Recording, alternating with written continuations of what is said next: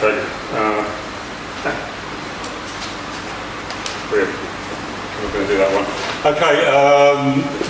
My name's Dan Finn. I've declared some interests. I've got a long-standing interest in the outsourcing of employment programs and the various designs that have been tested, implemented, going back to the early 1980s when the first major programs were introduced to try and tackle youth and adult long-term unemployment.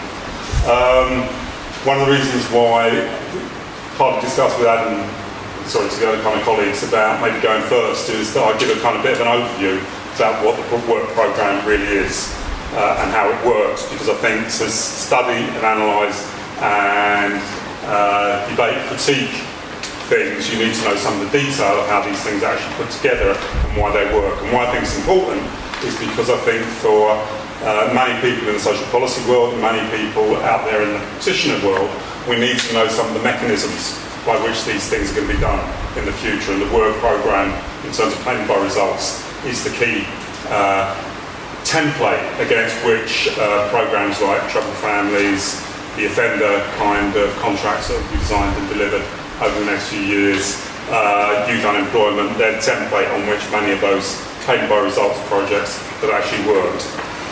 Okay, so how does it work? First of all, there's a long background to the maybe dysfunctional nature of some of the ways in which contracts were designed and procured and commissioned in earlier periods. The key thing to understand about the work programme, this is why it's different from a place that I studied also with a lot of detail, is in Australia, is that it represents a public and private partnership. Yeah? It's not a straightforward privatisation of services that were previously delivered by the public sector. If anything, it's two more things. It's a reorganisation of the existing provider network that existed out there, on the one hand, and on the second hand, it's the extension of employment services to groups of claimants, particularly people claiming disability benefits, who previously had very little access to active employment assistance, whatever you think of the quality of what gets delivered through the work programme. The other thing is scale.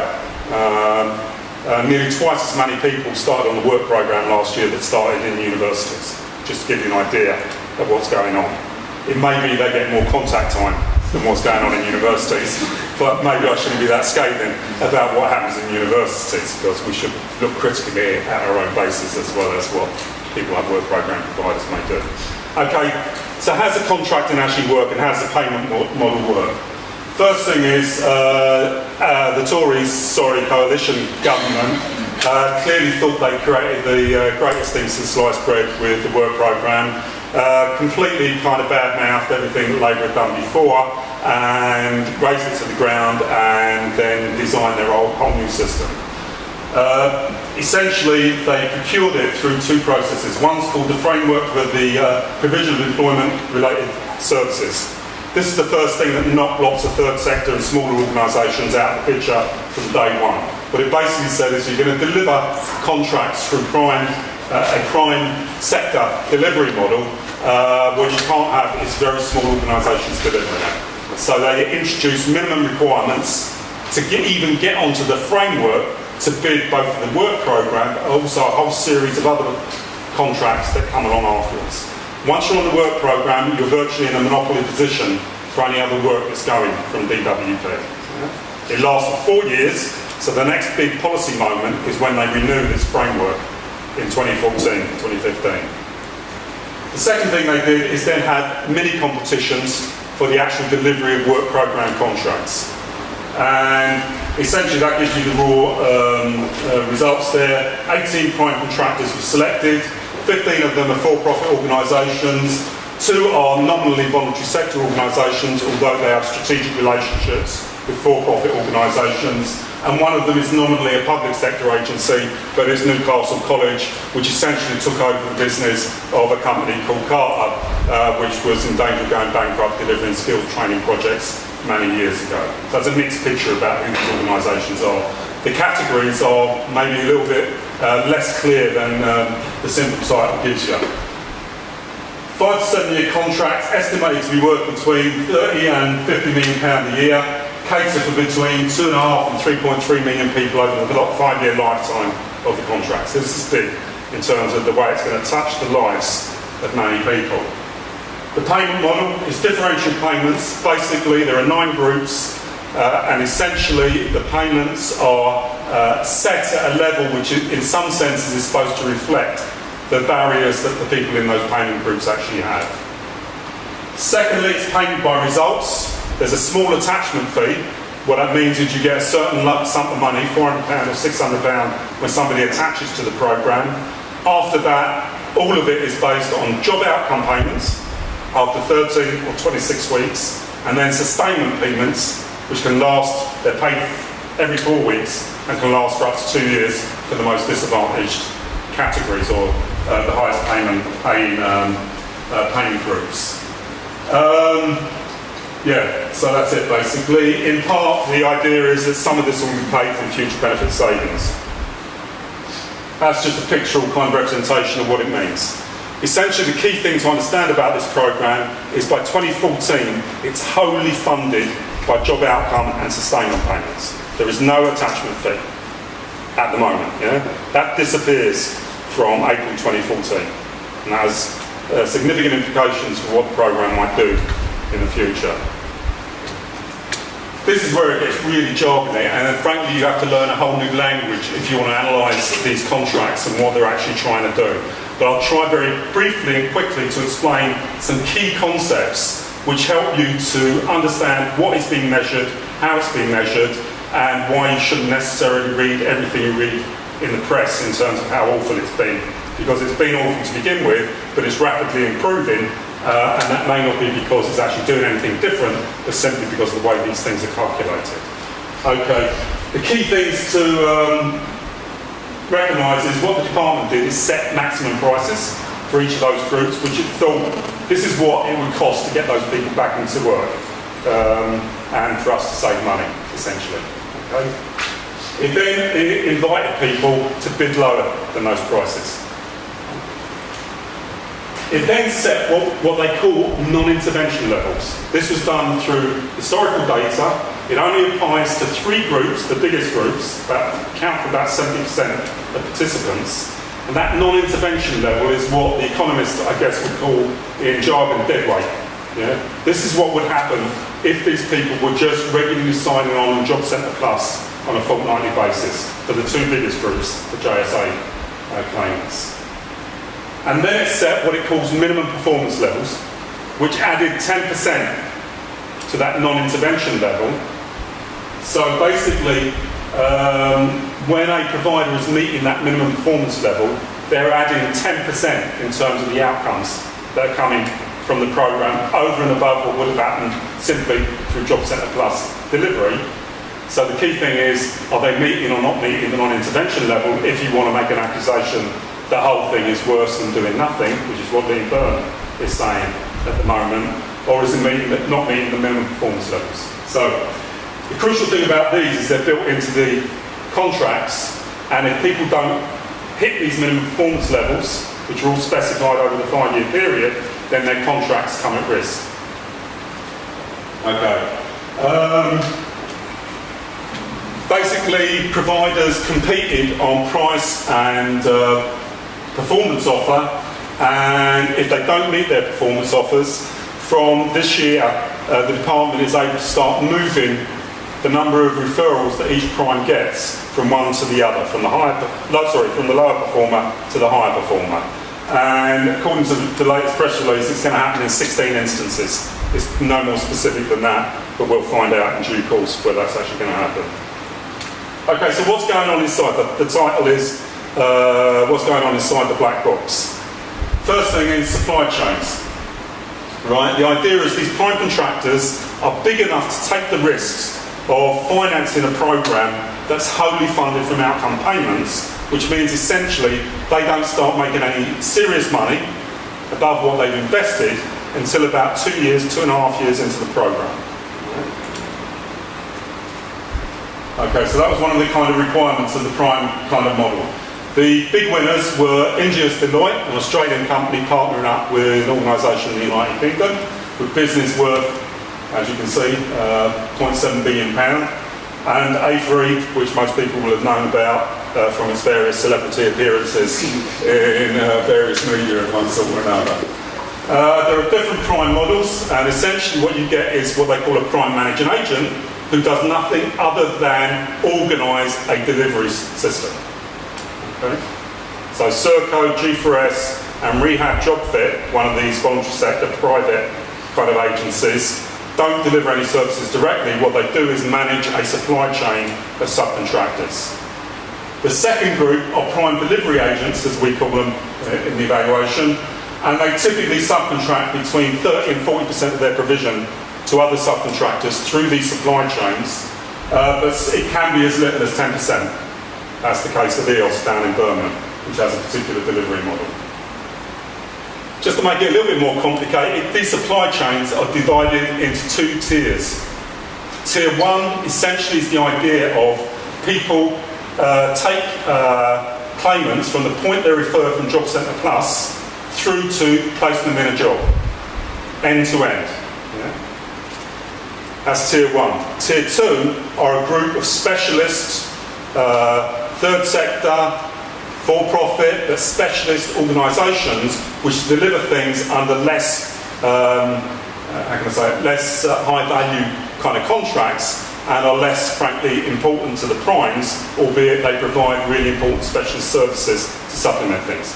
They're contracted on the basis of what are typically called spot purchasing, service level agreements, blah-de-blah-de-blah. Basically, it's as needed, the prime contracts with them. That's where much of the third sector sits. Okay? And then you get ad hoc purchasing, which is basically just buy things as they need them. Tell me when to stop. Okay. Providers, which is just a kind of thing. I just wanted to talk a bit about service delivery models. Okay.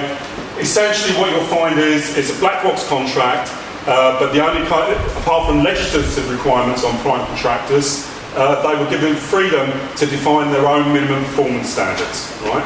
Pretty startling kind of freedom to give them, but that was the thing.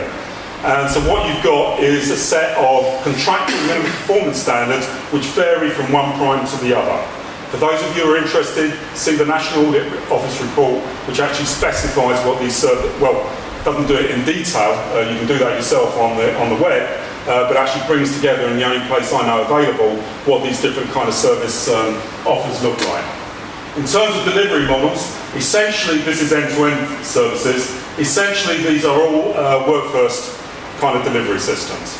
And what I've done there is just kind of explain briefly what the varied kind of models are. One of the crucial differences about this program is the stress on this final element, which is unlike previous programs and unlike programs in most other countries, prime contractors have a real interest in actually following people into the workplace and actually ensuring that they both are quickly reattached to jobs if they fall out of them quickly, and that they sustain employment over those periods for which the prime is actually getting paid. One of the unintended effects of this may be is we'll find out a lot more about what happens to people who are placed on jobs through work first systems, because you don't get any of that information from Job Centre Plus, which operates a crude work first system and doesn't follow anybody through into sustainability. Performance did disastrously in the first period, starting to show significant improvement, not surprisingly, they've had longer to operate, etc., by the performance data that was released last week, crucially for the two JSA groups, not for the Employment Support Allowance group, Payment Group 6 as it's described in the area. And we can get into all kinds of reasons about that. Rocky start, everybody knows about it, you'll read The Guardian, Independent, New Statesman, BBC websites, and a few of you like me might read Daily Telegraph, Daily Mail, I don't know, whatever you think I read. Okay, what next? Spread of performance-based results to other services. Providers and supply chains were likely to see consolidation and rationalisation. The reality is, much of this is delivered through very large organisations, whether they're for-profit or non-profit. The slice of delivery that's delivered through specialists and third sector can be very important to those individual organisations, but in terms of the scale of delivery, it's these large providers, either acting as primes or as subcontractors to other primes, right? Which is a big part of the market, which has not been properly analysed yet. Risk period, risk transfer, the crunch period is going to be next year. That's when the attachment fee disappears, when the job outcome, the payment discount starts to kick in, and when you get these compositional impacts, which I've not been able to talk about, where basically what happened with the work programme was a massive surge of JSA claims in the first year, which has now virtually disappeared, sorry, not virtually disappeared, is now abated pretty dramatically, down by about 40% month-on-month referrals, and now compositionally a significant increase in the number of people on employment support allowance, which is posing all kinds of delivery issues for the primes themselves. I'm sure we'll be talking about parking premium, etc., as we go through the kind of presentation. To me, one of the next big issues, and that comes along rapidly, is what happens to that 50-60% of people who are going to go through this programme and come out the other end, starting from June this year. Started already, in June. In fact, we're in July, aren't we? Right, and so what's post-work programme going to look like? We know it's probably going to look like for the first 6 months, people coming back on JSA, but there's a whole population which, from the Australian experience, is going to increase rapidly, and that, crucially, doesn't re-qualify for the work programme. It goes just back to Job Centre Plus. And finally, we've got the impact of Universal Credit and Work Programme 2, which is what's going to be following rapidly down the line. Okay. Thank you, Dan.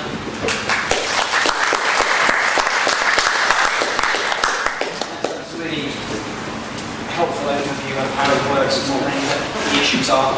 Probably sensible to just pause for a couple of minutes. If people have got questions or clarifications about how the programme works or what's going on with Dan, take those now. Adrian through Edinburgh. Dan, you threw away the last moment, that point about people when they come back. Can you expand on this stuff? Sure. Well, we've got two main groups coming back on, the long-term JSA. So let's not... The first point I just want to start off with is people coming into this programme, there's a lot of discussion about parking and creaming. Most of the creaming takes place in the first year when people with Job Centre Plus. Yeah? About 10-12% of people going through the JSA regime come into the work programme.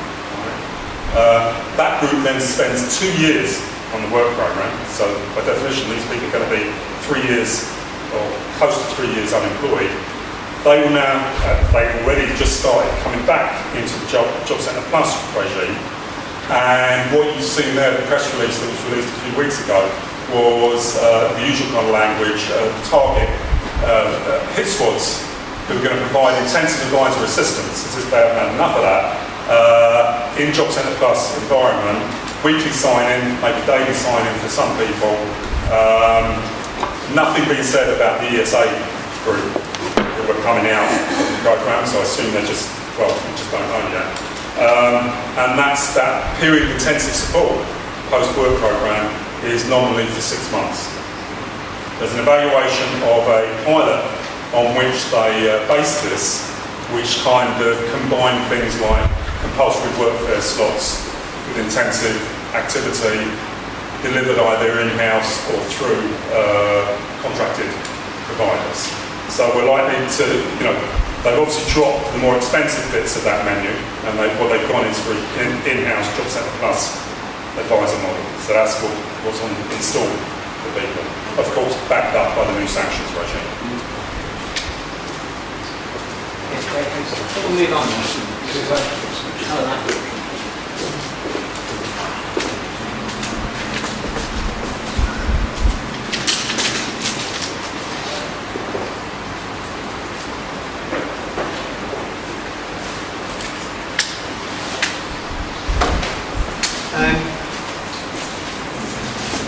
El Carter and I are based at the University of Sheffield. We're essentially social policyist camouflaged within the Department of Geography here. El's coming up to the end of her first year of the PhD. Our title has changed slightly, but essentially it's the same substance. All we want to focus on is issues of premium, parking and differential payments, some of which Dan touched upon. Whether they're designed out, which was the intention within the programme, or actually whether unintentionally they've actually been perhaps designed in. Do you want to do this?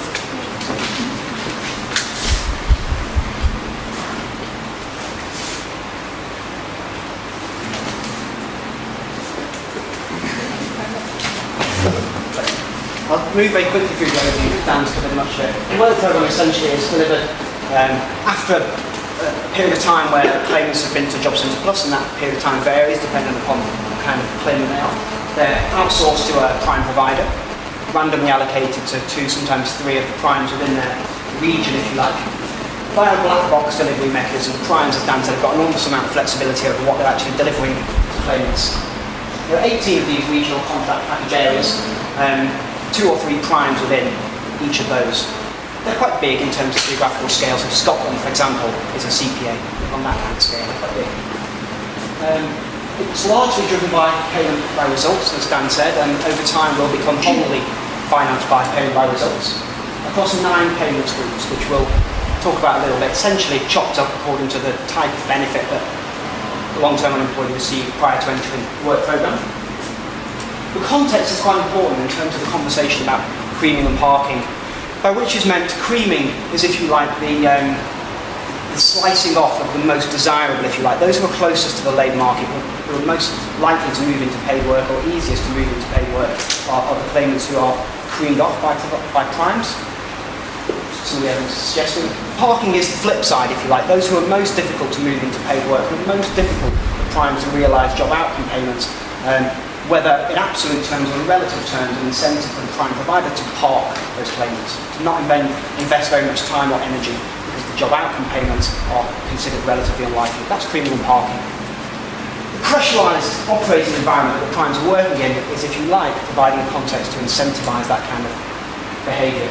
It's a difficult economic climate, more difficult than the time at which the contracts were less intended for.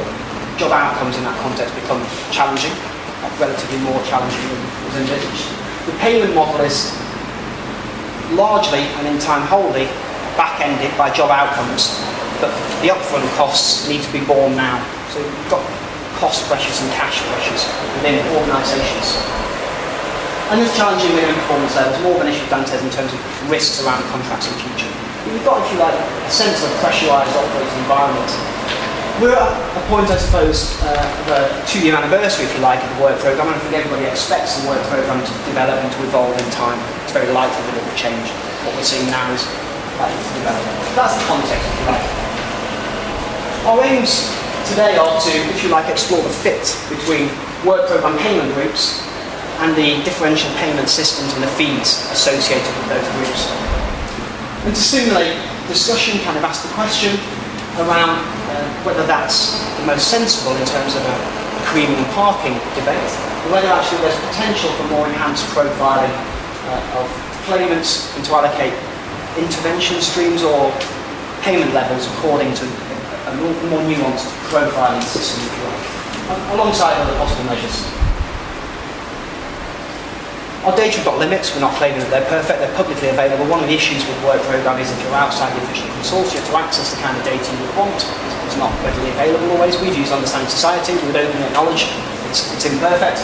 It's quite good actually. What we're aiming to is present principles, if you like, ideas rather than, if you like, concrete answers.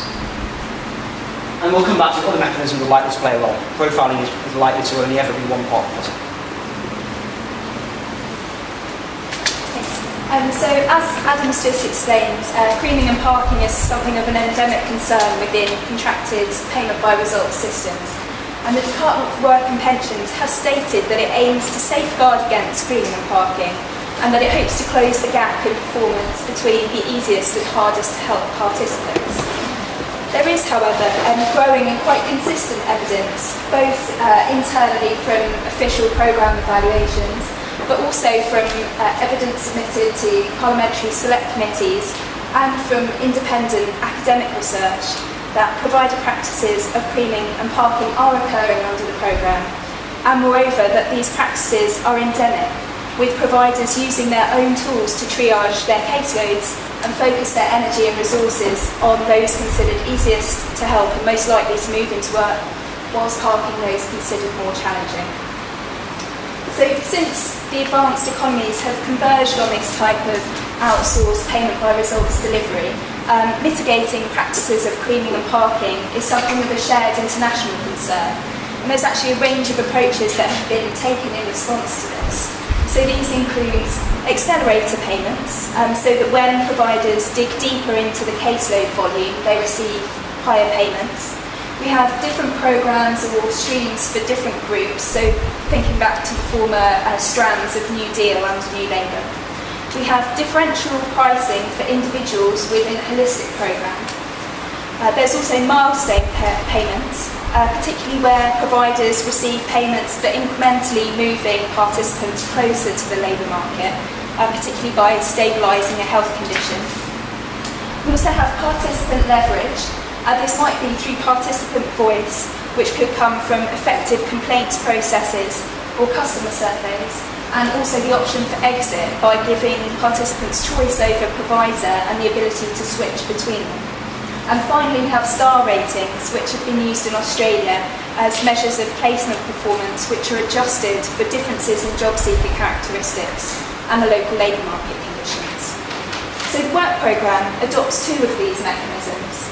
It aims to safeguard against creaming and parking, in part via the existence of minimum service guarantees. But Dan hinted at this as a weakness in the consistency and enforceability of these quite woolly service guarantees. So in practice, there seems to be an overwhelming reliance on a differential pricing structure to defend against creaming and parking. So looking at this differential payment structure, the work programme participants are placed within one of 9 payment groups when they are referred onto the programme from Job Centre Plus. As shown in this table, the group into which participants are placed depends quite simply on the type of benefit that they are receiving at the point of referral. And these payment groups are important to providers because the payment levels vary between them, and the variable maximum payments can be seen in the right-hand column now. The simplest explanation for these differential payment levels is that they reflect differing likelihoods of securing job outcomes between claimants in each of these groups. However, the structure of the groups and the payment differentials between them don't appear to be grounded in evidence, and they appear to be designed in quite large part on the basis of simplicity. So here we have a quote from the former Minister for Employment, Chris Grayling. He states, "It was out of a desire to create something that was simple, easy to understand, where there was no scope for debate and discussion. There will be variations within each group, that is inevitable, but we think, as a broad average, it gives the providers a sensible basis to work with." So DWP claims that these differential payments will ensure that providers have strong incentives to work with all of their participants.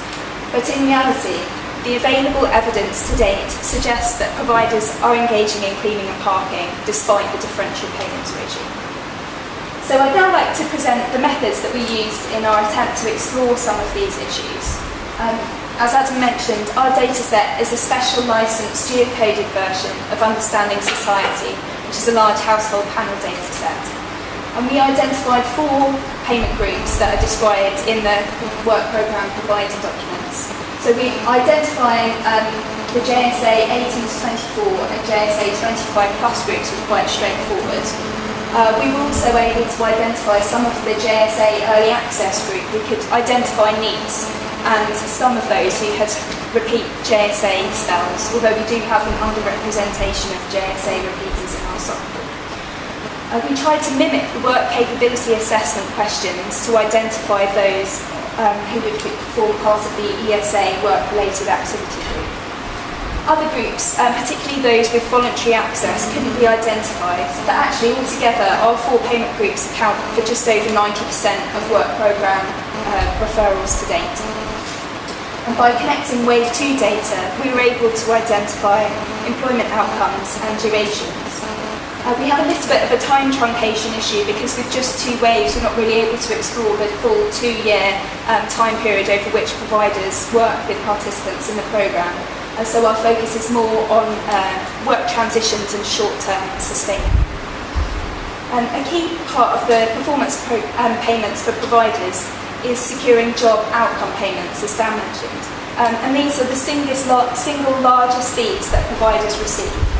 A job outcome payment is triggered after 3 months of sustained employment for members of the JSA Early Access and the ESA groups, and after 6 months of sustained employment for JSA 18 to 24 and 25 plus. So this is the outcome that we're trying to predict. We use a simple binary logistic regression model to estimate the predicted probabilities of participants securing job outcome payments.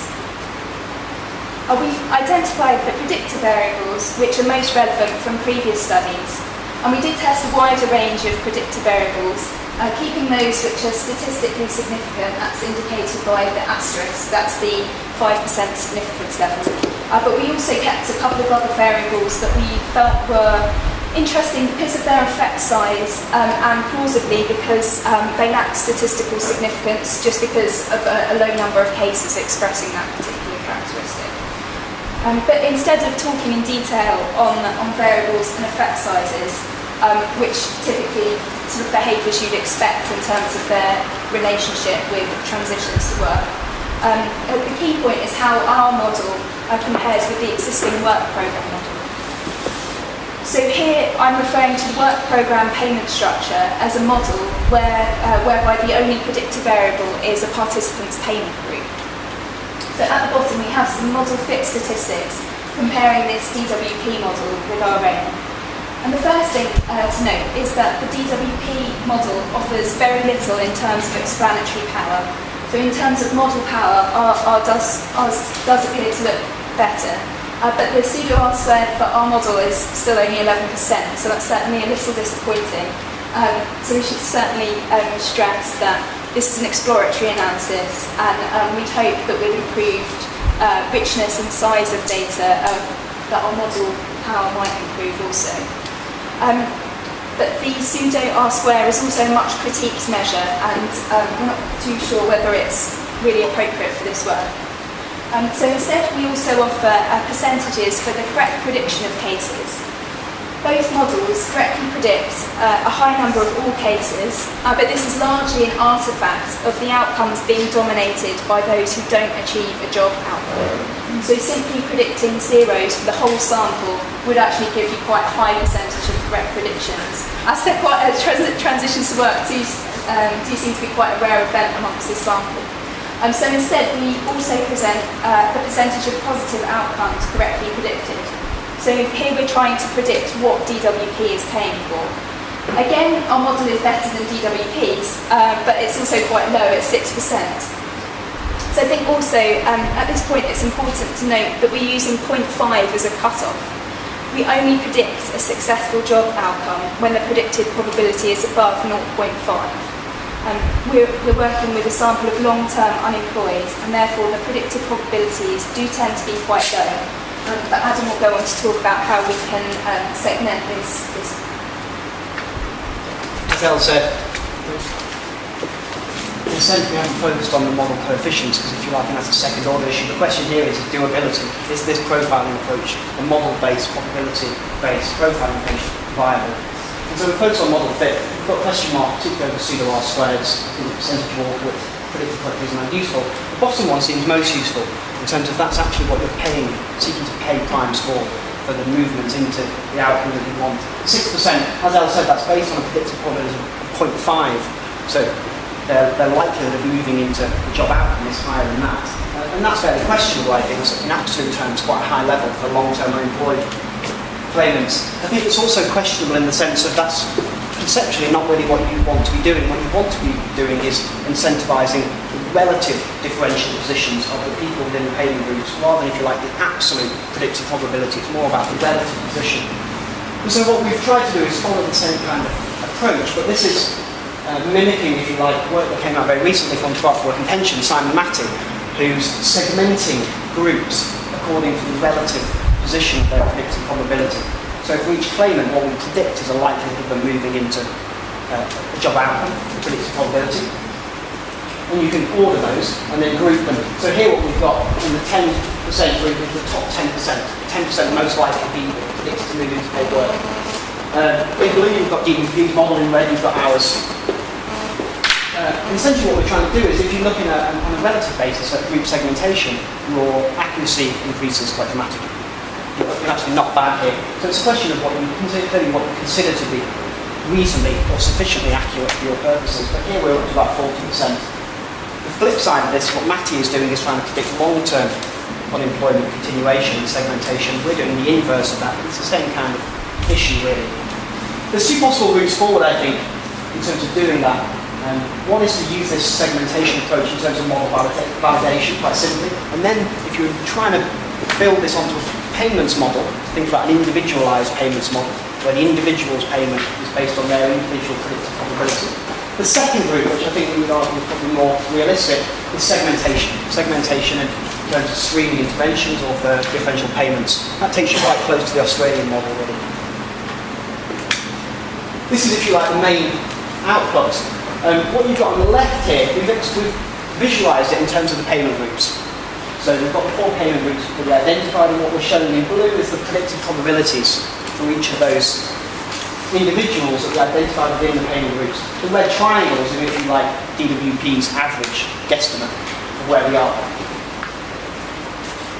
So you've got people at the top who are far more likely, who are predicted to move into paid work. They're, if you like, at risk of being creamed by primes. Down the bottom you've got people with lower predicted probabilities, lower than the average, if you like, within the group. They're at risk of being parked. On the right-hand side, what we've done is flip that round and use the same total pot of money that DWP are working with, but varied it according to what the predicted probability is. So if you like, the people who are at risk of being parked down here, try to incentivise them more strongly by giving them higher payments. So they will pop up at the top. The people, if you like, who are appearing relatively easier to move into paying work than DWP average is suggesting, the payments will drop down, reach down the bottom. So this is, if you like, an individualised payments model based on an individual's predicted probability. I've expressed it within payment groups, but really they cut across payment groups. People with the same likelihood of moving into paid work, there's no reason to separate it. That's, I think, if you like, the pure method, the individualised method. Perhaps more realistic is a segmented group approach. So I've just tried to express the principles, really, by using the coloured boxes. So in this hypothetical example, you might, for example, have a closer to labour market group in purple. And they might, as a group, attract relatively lower payments. At the bottom end, what we want to try and do is protect these people more strongly from parking, so that those people who are farthest from the labour market in terms of their predicted probabilities, the yellow group, they will pop up at the top and receive relatively higher payment levels. So what you're trying to do is get closer, rather than the group average, position where you're more realistically based on payments on relative likelihoods of moving to paying work. Hopefully that should mitigate premium parking more effectively. I'll wrap up very quickly. Work programme has effectively tried to design out premium parking largely through differential payments across payment groups. I think we would question the extent to which that's realistic on the basis of much of the discussion that's come before is about within group variation. And we just try to quantify that and evidence that and explore some of the implications for that in terms of differential payments. It does to us appear viable as an approach, even given these data, if you follow a segmented approach, given stronger data from DWP and Prime, you can imagine how this could become a viable approach to try and mitigate premium parking more effectively. We're presenting principles, and we're not presenting it as a silver bullet by any means. Other things are very likely to be important, if you like, as protections alongside differential payments. But thank you very much.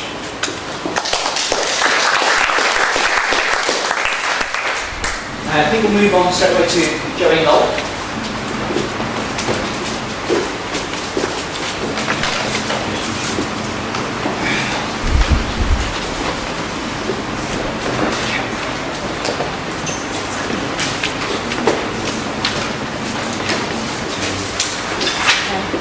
I don't think my stats are as interesting as yours, I think, I put it in some descriptive statistics. So what I'm trying to do with my paper is to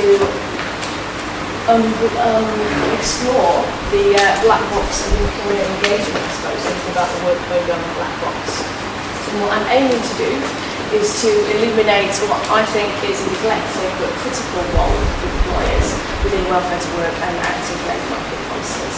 And today I'm presenting findings from a survey of employers that I did last summer with Mark Stewart, and I'm providing interviews talking about those in a moment.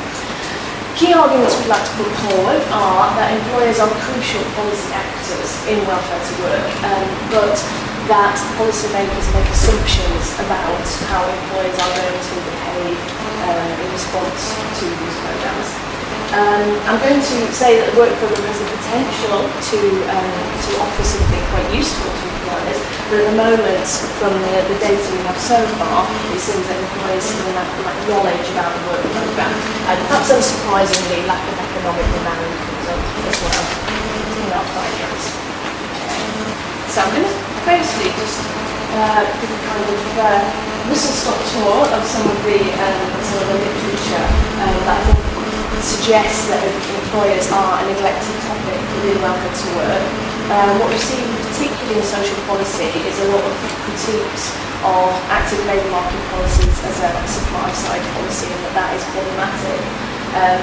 But I think there's also been a lack of engagement with that demand side, so we see with employers what's going on with employers. Kevin Farnsworth has done some excellent work about employers' power, agency and influence in social policy, particularly corporate power. And I think the work programme, being a payment by results and a work first programme, is quite a good programme to look at in this context, because basically providers are being incentivised as labour market intermediaries to move unemployed people into the labour market. So basically, this standards are incentivizing requirement on providers to source jobs for employees. That I suppose that's quite obvious, but I'm interested in what's happening. What are those employers doing in response to this, and also what the providers doing in terms of support aspect which I'm going to. So work programme basically relies upon employee engagement. So our definition of employee engagement is employers becoming involved in some way, shape or form, ideally by recruiting a work programme participant or a number of work programme participants, but also they could engage in a number of services without actually recruiting someone. I can talk a bit more about that afterwards. But there's also the important provider aspect that is about providers also engaging these employers. So that's just to kind of clarify what we're defining as employer engagement, because there's not a lot of literature on employer engagement, and it tends to be kind of in policy reports that are talked about and not that well defined. There's a lack of data available about which employers are actually recruiting for the work programme, and also about what is going on inside the black box that Dan's talked about in terms of the providers' services to employers. So I thought it was useful to just present some of the literature about the barriers, what's been seen as barriers to engaging employers in welfare to work programmes. So firstly, I suppose really quite an obvious point that employers we know can be concerned and quite cautious about employing unemployed people. Some evidence to suggest that they become more cautious than someone who's long-term unemployed, but there's not a lot of data about this, to be honest. But unemployed people can be seen as higher risk employees, perhaps of lower quality, somehow deficient compared to other potential job candidates. There's some evidence from the Danish context about negative experiences of government programmes, and that's also coming from some EP research that employers can be quite sceptical about welfare to work programmes if they've had bad experiences in previous programmes, or even other aspects of government policy. And also, of course, in the context of recession, employers do have access to a wider pool of people who are job ready as well. Recruitment methods, I think, are particularly important to this, so I'll come on hopefully to embellish a bit Paul's point about the qualitative data I'm going to present. But recruitment methods, whether informal or informal, can actually disadvantage unemployed people. If it's formal, like using online applications, that can disadvantage unemployed people who haven't got up-to-date IT skills. Equally, informal recruitment methods that rely on networks, we know can also disadvantage unemployed people because they're not within those networks. But on the positive side, some employers we know actually are quite keen to recruit unemployed people, particularly young unemployed people. It can be part of their corporate social responsibility, it can be seen as a way of augmenting their brand. And employer subsidies is something that actually seems to have mixed results in the UK context. And the New Deal also more recently under the youth contract of the work programme. The most significant work, I think it's fair to say, on employer involvement in active labour market policies is their work with Martin and Swanwick, and they have done some work comparing the UK and Denmark, and they basically point to the size of employers' human resource departments and also employer associations as having an important bearing on whether employers actually engage in welfare to work. So I'll return to those points in a second. So, having set the context, hopefully, for what has been done before, our work so far has basically been a survey last summer in conjunction with the Leeds York and the North Yorkshire Chamber of Commerce, and that was kind of piggybacking on to their quarterly economic survey. So it went out to about 6,500 employers, and we got 10% response rate, and what we had as part of that survey were 6 questions specifically about the work programme. So this was last May, June, so a year into the work programme. So I'm going to present some descriptive statistics from that survey, and also talk about the qualitative interviews I've done with providers. I've completed 40 of these between last summer and early this year, and probably fair to say pretty good coverage of all the contract package areas across England, Scotland and Wales. But today I'm just going to focus on the Yorkshire data basically that will kind of hopefully complement the survey data. So 9 interviews, 4 with primes and 5 with subcontractors in West Yorkshire and North East Yorkshire. So this work is ongoing, and I can talk about sort of next steps with relevant data. So just briefly the research questions. Essentially what we're interested in were, have employers recruited for the work programme? What are the characteristics of the employers that have and those that haven't? Why do employers choose to recruit people from the work programme, and why don't they? So how can we use that to actually improve service delivery? And also how, from the last question there is specifically related to the provider interviews, what are providers doing, what kind of reception they're getting from employers. So the first thing to point out, this is just the number of work programme participants recruited by size of business. So basically only 5% of businesses have recruited anyone from the work programme. And as you can see on that second column, they were largely from small and micro businesses, and moving into as well. But I have to say there was over-representation of small and micros, because that's kind of the nature of the Chamber of Commerce database, but then that does represent a considerable proportion of businesses within the UK. And there's also, I suppose, an issue about whether work programme providers are being incentivised through the funding model to actually target larger employers. This is not something I'm going to cover massively in detail today, but whether they're actually going for big numbers in order to get lots of people into jobs and get job outcome data. So we thought that was quite interesting, that some of our provider data, some of them said they were working with SMEs, some of them suggested that no, they were really going for larger employers. And just to give you an indication, in terms of DPP's performance measures of job outcomes as a percentage of referrals in 2011 to 12, those were the performance measures for the providers in those 2 areas. I know Inclusion did some good work about how actually we measure providers' performance.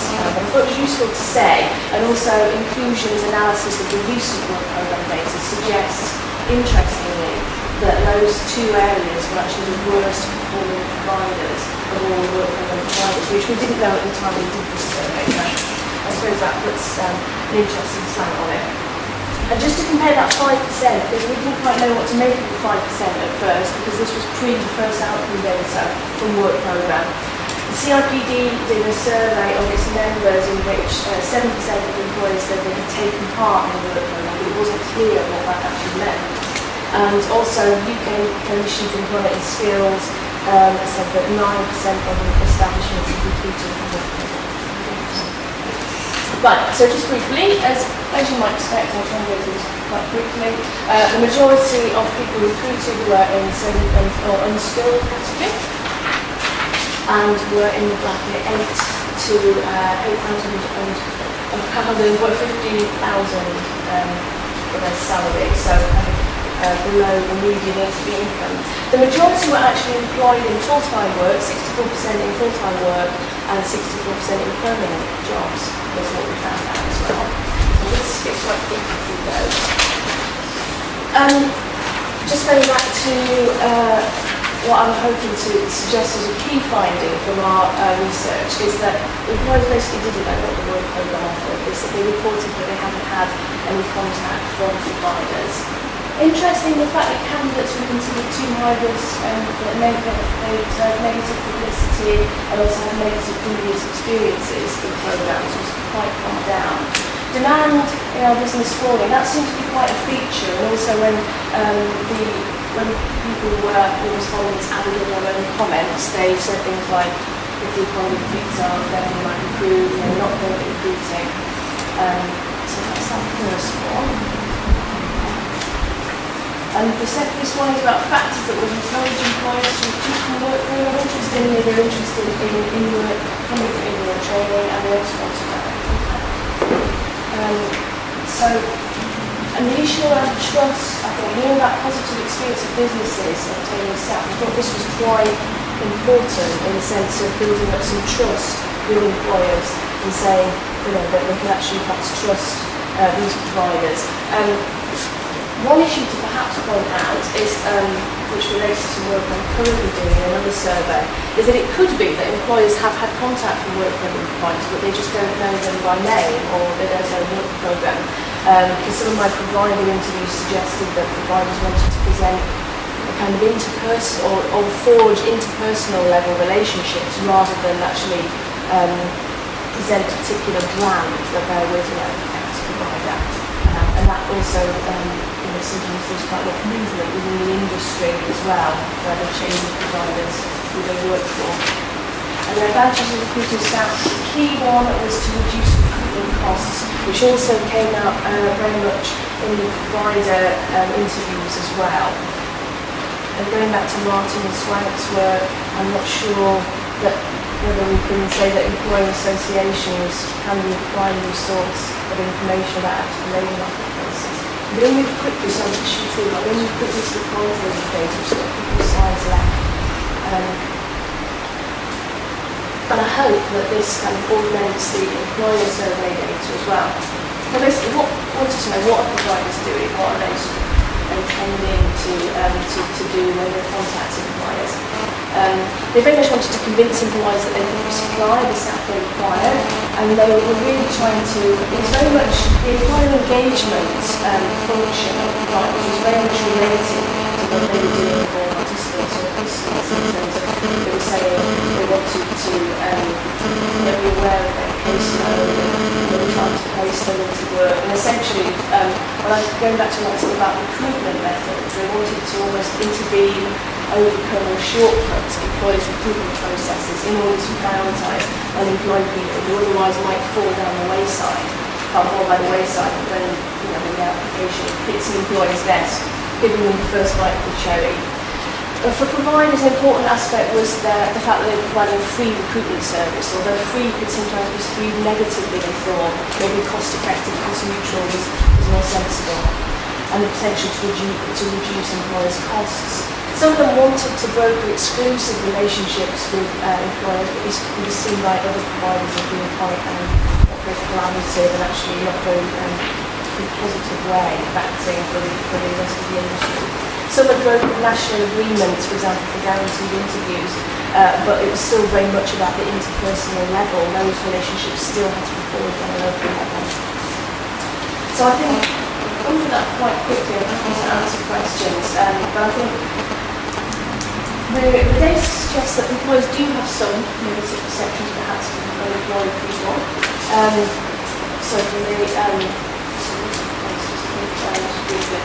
so from the provider interviews, they said that one thing that came up was that employers were quite negative about unemployed people. They could be seen as lazy, deficient. Jeremy Kyle was a phrase that was used quite a few times, and that this could often be perpetuated by the government and the media as well, and that wasn't helpful. That employers, lacked knowledge of what the work programme was about, and that was quite difficult in the context of lots of competing programmes, so lots of different employment and skills programmes, and competing with job sector PRs, learning plans, etc., etc. Employers didn't really know how to make sense of all these different things being thrown at them. And of course, perhaps unsurprisingly, clients also mentioned the labour market, well, it was an example from this client, but other providers as well, so the labour market context was quite challenging, particularly challenges around 0 hours contracts, temporary employment, and insufficient hours for people. So to conclude, I think that the work programme is underpinned by two important assumptions: that employers have a demand for labour and that they're willing to recruit unemployed people or disadvantaged groups. And I think that's kind of implicit, but I think it can sometimes be a bit hidden. We think that the work programme has the potential to offer employer benefit, but at the moment it seems that perhaps employers are not necessarily aware of that, or they're not taking that up. Employers lack knowledge, as I've just mentioned, and also reported a lack of contact with given the caveats I mentioned, and there's some of the particular providers exceptions. So providers perhaps have some way to go in persuading employers of the benefits of the work programme. And I think, just kind of returning to the literature, final point is, I think payment by results introduces a new dimension to Theodore and others with critiques active labour market policies, that employer engagement assumes, the centrality of employer engagement payment by results assumes that jobs are available if only employers can give unemployed people first pick, just kind of rephrasing the example. So, and also building on what they've said, I think it suggests further concentration of competition on that supply side. So there's some issues around that. But I think in terms of policy making, employers are powerful actors, and I think we should acknowledge that. And I think we need to know more about their needs, intents, and also the dynamics of employer engagement within a programme like this. If we're saying that active labour market policies are driven by the perceived needs and wants of employers, then I think we can't make assumptions about whether and how we are going to engage. I think to a large extent, the work programme does make those assumptions. So I think answer those questions. To respond. Thank you, Chair. Our final talk today is from Rebecca Taylor, who's the third research centre at the University of London.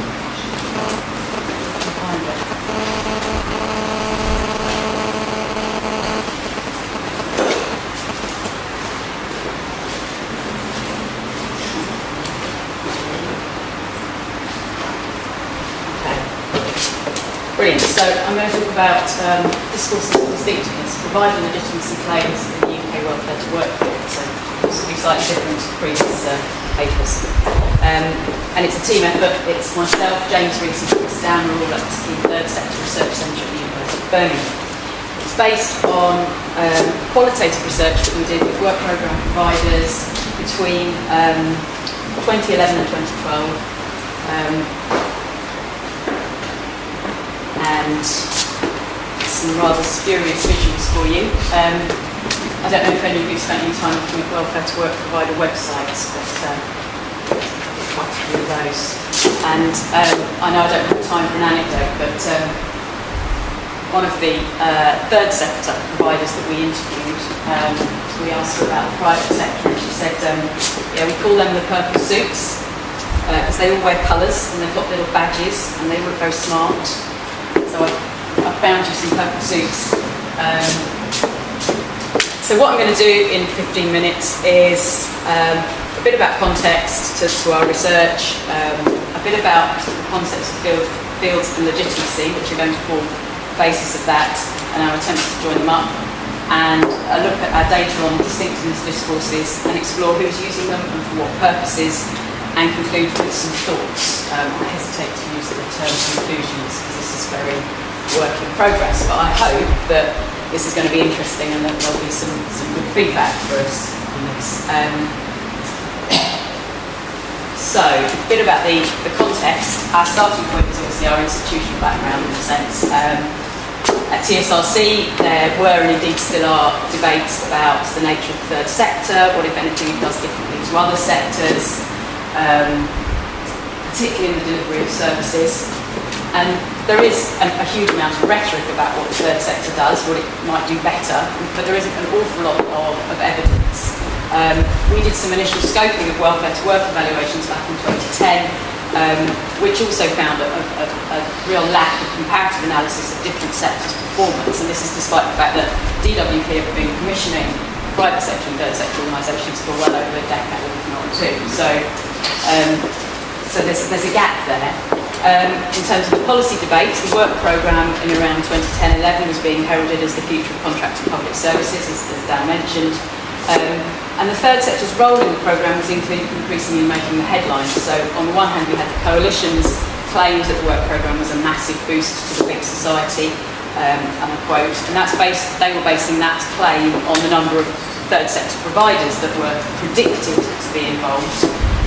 But and actually that isn't, although it's a bit of coalition rhetoric, it didn't really diverge that much from what the New Labour had been saying for the previous 15 years. So, but on the other hand, as the programme got up and running, there was a raft of negative press coverage. Again, I mentioned some of that, particularly in relation to third sector organisations who were apparently being poorly treated by crimes. They were being used as big candy, apparently.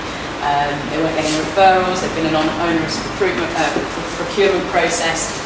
And in a sense, it was almost as if the inclusion of third sector providers had come to be seen as a yardstick for the success of the programme by various commentators.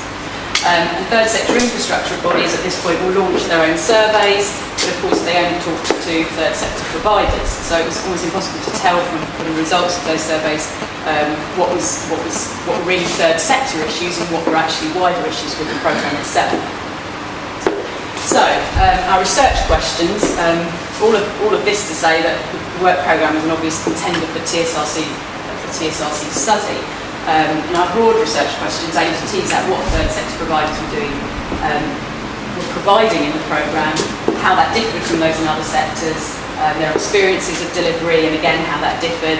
And we're interested in the views of all providers on the value and distinctiveness of third sector provision and the importance of sector generally in the programme. So methodologically, we did an evidence review and some key informant interviews, and then the main stage was essentially two case studies of two geographical areas, two CPAs, where we basically that enabled us to explore and compare how the programme was working on the ground.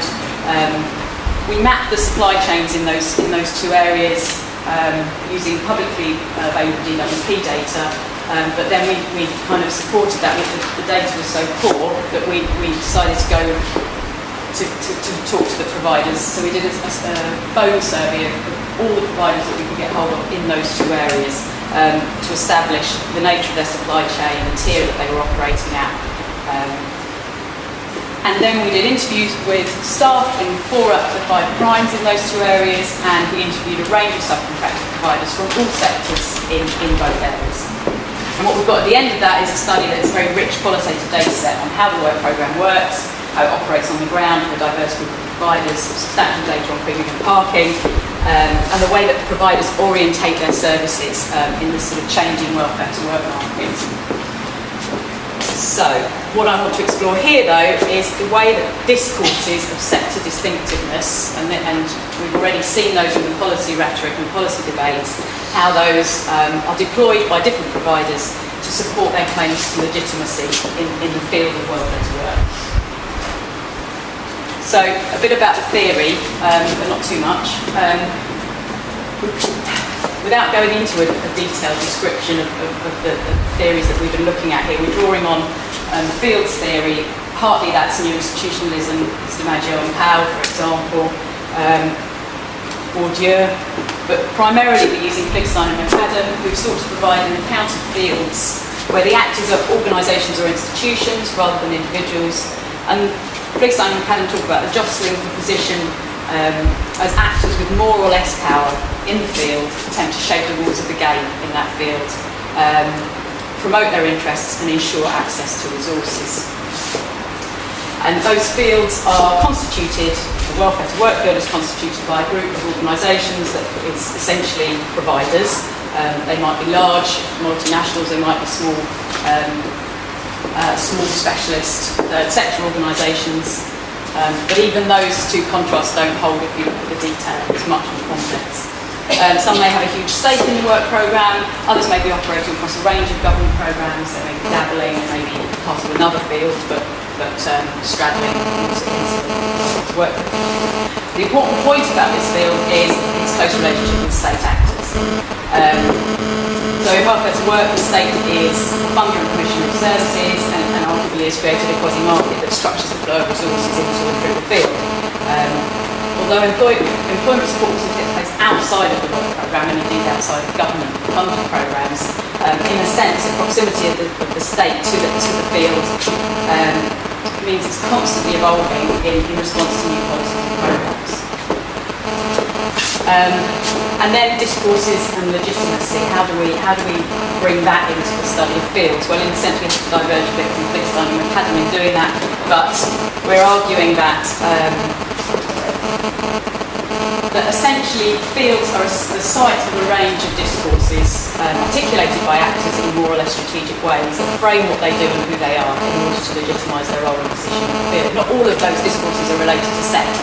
It was interesting when we came to look at our data, and obviously we went in with a particular hat on, the TSRC hat, and we were asking questions about sector. So of course that shaped what we found, but still very interesting how clear sector distinctive discourses were in the programme. So in terms of concept of legitimacy in this case, again that touches on new institutionalism. There's quite a lot of literature on it, which we draw on, but I think we're staying closer to Fligstein and McAdam in as much as we want to see legitimacy as a more dynamic interplay between the macro level institutional structures and the micro level organisational actors, including the state in those actors, very, very importantly. And seeing that dynamic is ultimately about maintaining interest and reproducing positions of power. So, let's see what we found. So we've been through the data and tried to draw out what those discourses look like. We found sort of groups of words and phrases that were used repeatedly, linguistic tropes that were associated with different sectors, and they can have positive or negative dimensions to them. But we bundled them all together under sector, but it's much more complex than that. So we called the third sector one the soft and fluffy discourse, mainly because the language that was used about the sector included those words quite a lot. So softly, soft and fluffy, pink and fluffy, touchy-feely. And all of these were related to these were articulated by providers from all sectors and by most of our stakeholders in different ways. I'll come back to the complexity of that. But they describe the way that the sector works with clients primarily.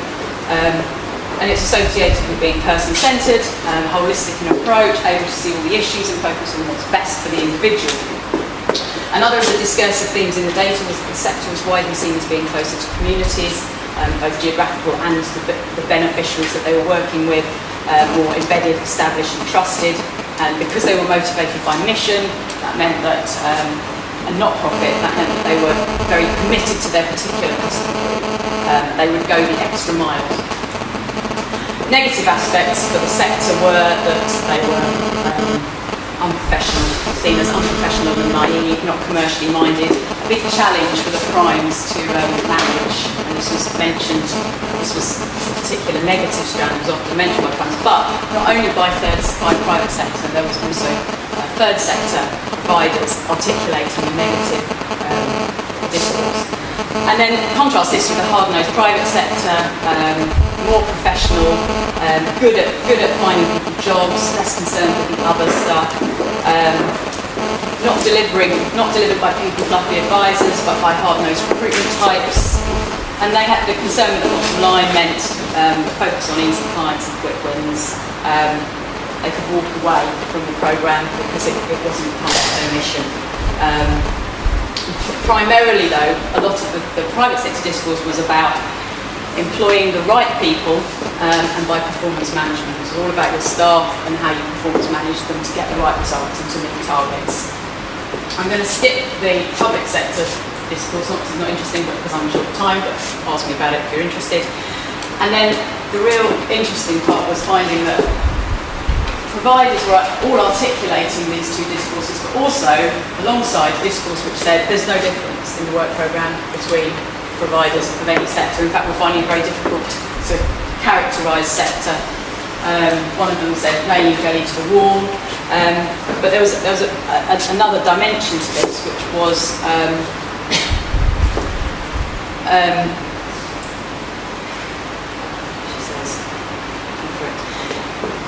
the subtext of this discourse was that there wasn't really room for diversity in the programme. So there was this real sense of isomorphic pressure, that somehow there wasn't any point in talking about sector difference because there was no scope in the programme for those differences to have any meaning, which I'll come back to, because essentially that's fine, that's slightly superficial. I'm sure you will recognise those caricatures, but all that doesn't tell you very much in terms of legitimacy. What you need to do, and what we need to do next, is to look at how legitimacy is conferred through the articulation of these discourses in terms of who is using them and for who, for what purposes. And when is the state, when is that audience the state, when is it other providers, and when is it service users? So very quickly, I just wanted to flag up 3 kind of examples of that. How am I doing? 2 minutes. Okay. One, this is just a really interesting example of a third sector provider articulating how, being a charity, they used their charity status to enhance their position, to give them advantage, to give them presence, they call it. At both levels, both with their clients and within the field. But more interesting, this is a third sector provider articulating the private sector discourse, and there was quite a lot of this movement between the 2 discourses. And third sector providers who were articulating a private sector discourse are kind of, we are financially in control, we're very savvy, we can do all the things that the private sector can do. They often flipped between the 2 in order to show they had both skills, they had both skill sets and were able to do both. What's really interesting about this one, I think, is the last line there, which is "nobody owes us a living," and that's a real direct counter to another whole to part of the third sector discourse, which said that they were grant dependent, that they were used to being grant funded and they couldn't operate in a market. So this was the kind of the third sector providers challenging this, and they had to do that because all of them talked about how in the commissioning, in the procurement process, they'd had to convince the primes that they were able to deliver at this level. And this is only third sector tier 1 providers. The tier 2s weren't articulating this discourse at all because it wasn't part of the structural programme that they needed to do that, the procurement process. And then the final one, which is a private sector prime articulating third sector discourse. Interesting because not only does he use all of the language around person-centred, and there were several private sector primes that did this, the whole language around person-centred, treating people as individuals, understanding they've got a variety of needs, and he's also claiming that that's mainstream now, that even DWP understands this. So there's a kind of borrowing of language and then a kind of legitimisation of position on the basis of that. But I suppose my point and my thoughts at the end of this are, and I'll jump straight to point 2, which is that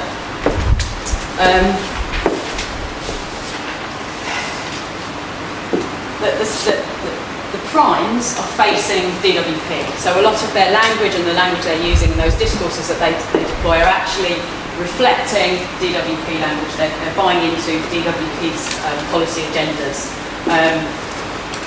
The tier 1s and 2s, the subcontractors, are not facing the DWP. They don't have to deal with DWP anymore. Their main source of resources in the system is the primes. So the dialogues that we're seeing and the discourses that we're seeing are about who these organisations are interacting with. And of course that language filters down the supply chain. So essentially supply chain dynamics and the supply chain relationships seem to be key to understanding the discourses in this field. And secondly, are we seeing discursive isomorphism? So there's lots of discussion about isomorphism in terms of practice in these organisations, reduced by being within a very, very tightly modelled programme. But do we also see that in terms of the discourses that are being used and exchanged between different providers and used to support their legitimacy? And I'll forget the last point because it was complicated. But anyway, there we go. Thank you.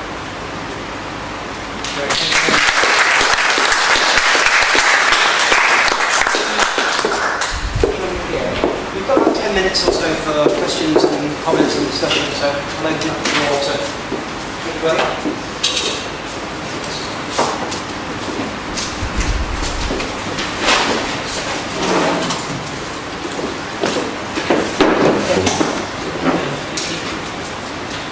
Just a general question, start to know a bit more about. That started off by saying paying private sector is the key to getting out of poverty.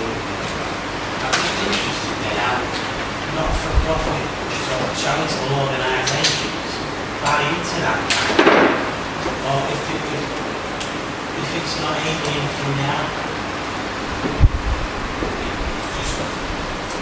A bit more about that, Enough of it. We haven't kind of stuck with this one.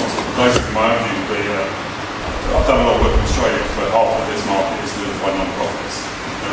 Many of them big church-based organisations. So one of the interesting dynamics that's going to take place here is we're seeing a composition shift in what types of non-profit organisations, rather than the third sector, non-profit organisations live within these markets. And one of the big consequences in both Australia, New York, which I looked at, and I think we're seeing this in the UK, it predates this in the UK, is a shakeout of particularly the smaller community-based, values-driven types of organisations, and then a professionalised, larger non-profit sector, which still has these values, but operates within the context of this payment by results system. And so one of the arguments over there, and you'll know this argument as well, and it's a wider argument, is that what you see in these contracts is convergence in terms of what the organisations do, whilst they'll still do different things. But in practice, their relationship with service users isn't massively different. So some of the empirical questions, I guess, would be interesting, throwing it back maybe on your own work. That's cheeky, that last one. Would be, one of the key things here is how differently do non-profits, values-driven organisations in that sense approach sanctioning, say, to for-profits. Interestingly, the indication from some of the small bits of the potpourri of kind of research evaluations you find is that there's some evidence in some circumstances for-profit organisations sanction less than non-profit organisations. The reason for-profits do it is because there's no money in sanctioning people. The only money is in getting people at the jobs. Whereas the the non-profits have a more values-driven thing, which is that you've got to engage with the programme. That's the nature of the deal. It's turning into a lecture. But one final point is, a lot of these non-profits create structures within themselves which mean that they actually have a separate operating arm, which is a separate company. So one of the questions I've been interested in is how these non-profits come from Australia, and sometimes it's works the other way around, come from Australia and are operating in the UK environment when they're set up under the Australian charitable law. One of the mechanisms they use to do that is to set up separate companies. The other thing is that the Salvation Army and people like this are all interested in making services, and their argument to me is often it's the values-driven stuff. We use these to fund our food banks, we use these to do the other charitable works that we otherwise wouldn't get funded. Thank you very much. I'm with comment for Joe. I'm working on the qualitative part of the work programme, like with peer evaluation, and the question about whether employers actually know whether they're recruiting from the work programme, do they know, how do they know? Because the qualitative work we've done with participants who've moved into work, we've had some that are using their bench with continuing to stay in work, it's at least half of their subjective perspectives that the provider had nothing to do with the fact that they found them staying in the job.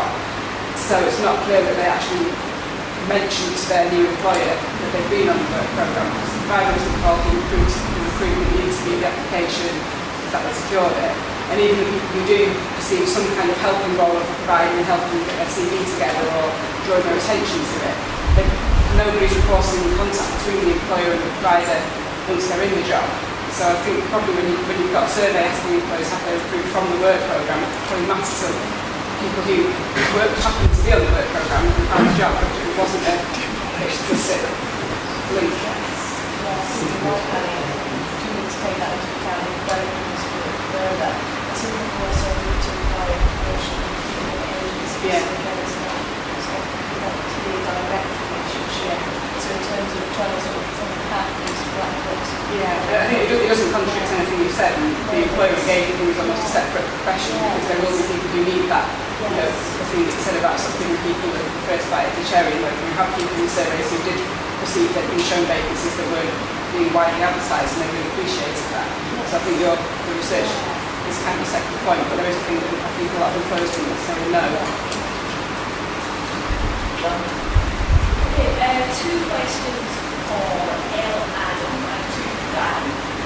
So first of all, in terms of your calculations, when you're looking at the sort of probabilities of people getting to work, did you take into account to compare what all disability pay is?